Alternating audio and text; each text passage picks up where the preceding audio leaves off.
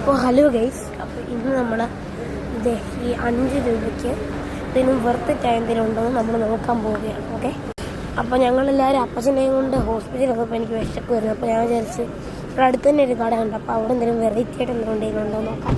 5 രൂപയ്ക്ക് കിട്ടുന്നത്. അങ്ങനെ നമ്മൾ കട എത്തിയിട്ടുണ്ട് ഗൈസ്. ഞാൻ വിചാരിച്ച വെറൈറ്റി ആയിട്ടൊന്നും ഇല്ലായിരിക്കുന്നത് എന്ത് നോക്കി, ഇത്രയും കുട്ടിയതാ.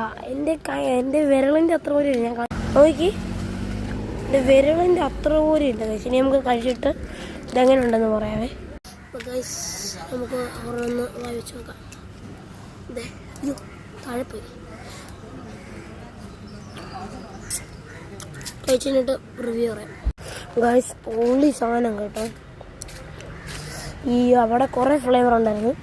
ഓറഞ്ച് ഉണ്ട്, സ്ട്രോബെറി ഉണ്ട്, പിന്നെ വേറെ ഒരു വാട്ടർമെലൻ്റെയും കൂടി. എനിക്കിഷ്ടപ്പെട്ട സ്ട്രോബെറി. ഒരെണ്ണത്തിനകത്ത് നമുക്ക് 6 പീസ് വരുന്നത്.